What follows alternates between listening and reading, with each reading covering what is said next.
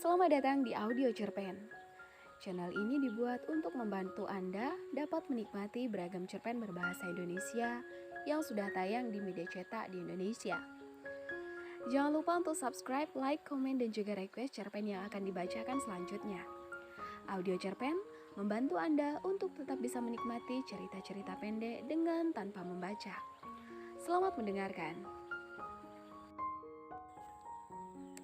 Kado dari Tuhan, cerpen karya Reni Asih Widyastuti, terbit di ruangjaga.com 15 Januari 2022. Darah itu lambat laun menjelma menjadi bah luka yang kian hari semakin membuat dadaku sesak.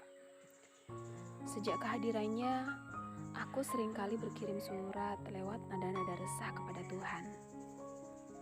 Tuhan, apakah detak jantungku sebentar lagi akan berhenti? Gadis berusia 19 tahun itu sedang melamun di atas tempat tidur rumah sakit. Ia menatap jarum infus yang menghias pergelangan tangan. Sejenak lalu seorang perawat datang, mengecek botol infus dan mengukur tekanan darahnya.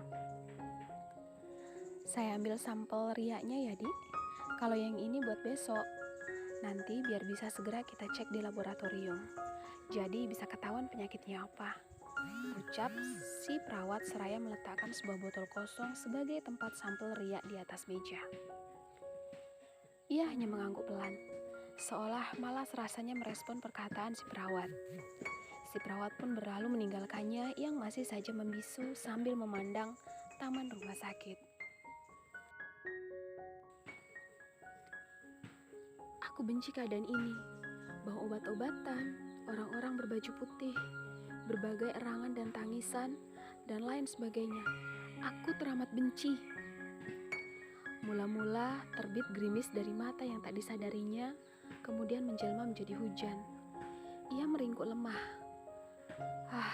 Mengapa detak jam dinding terasa lebih lambat, batinnya. Membuatnya semakin tak bisa tidur saja.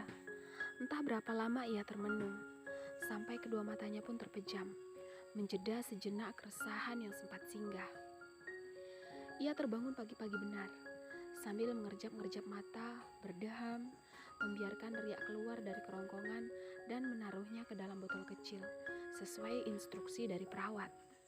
Rasanya ingin tidur lagi, tapi matanya lebih tertarik dengan bunga-bunga di taman rumah sakit. Sembari mendorong tiang infus, ia pun beranjak keluar, lalu mulai mengamati bunga itu satu persatu. Tak lama, seorang menyapanya dari kejauhan. Ia senang sekali atas kehadiran orang tersebut yang akhirnya datang menemaninya. Segera dipetiknya salah satu bunga dan menyelipkannya ke dalam saku baju. Bu, apa benar Tuhan rutin menyiram cinta yang Dia beri buat kita? Kalau rutin, kenapa bisa layu? Seseorang yang dipanggil ibu itu mengelus rambutnya dengan punggung tangan yang terlihat mulai mengeriput, seraya memberikan kantong plastik berwarna hitam. Segera dibukanya untuk melihat isinya. Arem-arem. Ibu memang selalu ingat kudapan kesukaanku dari dulu, batinnya. Arem-arem itu secepat kilat ia lahap. Matanya berbinar, seakan menunjukkan betapa sedap nasi berbungkus daun pisang itu.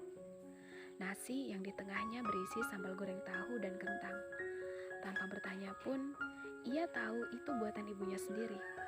Sebab terasa dari isinya yang melimpah, tidak seperti di warung-warung kebanyakan. Kenapa kamu bisa bilang layu? Buktinya apa? Ibu bisa lihat. Sekarang aku sakit. Kalau dia mencintaiku, kenapa dia memberiku penyakit seperti ini, Bu? Hus, justru kamu sakit seperti sekarang itu tandanya Tuhan sedang cinta sekali denganmu. Setidaknya jadi pengingat biar lebih dekat dengannya, yaitu dengan cara selalu bersyukur. Ia mengangguk-anggut dan mencoba mencerna penjelasan dari ibu. Sejak itu ia jadi lebih mampu menata suasana hati. Tak gampang menyalahkan Tuhan, malah justru semakin menanti bentuk cinta lain darinya, atas kegigihan melawan penyakit yang sama sekali tidak pernah terlintas sedikit pun di dalam pikirannya. Suatu hari pukul 2 dini hari, seorang perawat tiba-tiba memeriksa tensi dan mengambil sampel darahnya. Sambil bersusah payah membuka mata, Sayup-sayup ia mendengar pembicaraan perawat itu dengan ibu di balik pintu. "Bu, tolong segera kirim sampel darah ini ke laboratorium. Sekalian menunggu konfirmasi ketersediaan darahnya. Soalnya, nanti kalau ternyata darah yang disediakan tidak cukup, ibu disarankan untuk mengambil darah di PMI terdekat." Begitulah kira-kira percakapan mereka. Setelah itu, ia tidak mendengar apa-apa lagi. Mungkin ibu sudah melesat ke laboratorium. Dalam hati ia berdoa, semoga segalanya dimudahkan dan dilancarkan. Amin. Saat bangun, matanya sudah tertumbuk pada kantong-kantong yang menggantung di tiang infus. Ternyata aku sudah mendapatkan transfusi darah, batinnya. Ia melirik meja di sebelah. Ada obat di sana.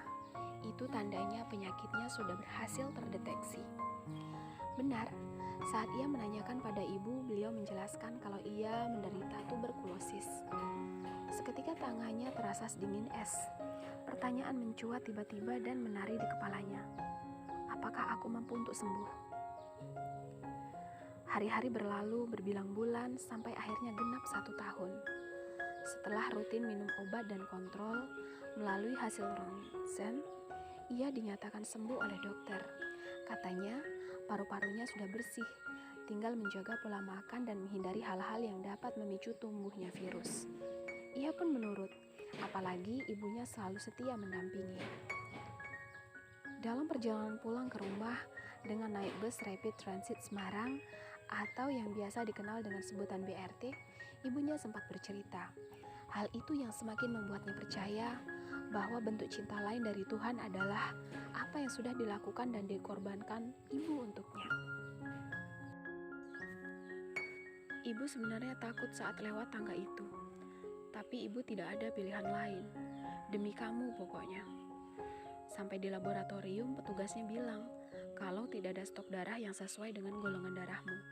Ibu jadi panik, lalu akhirnya berangkat ke PMI.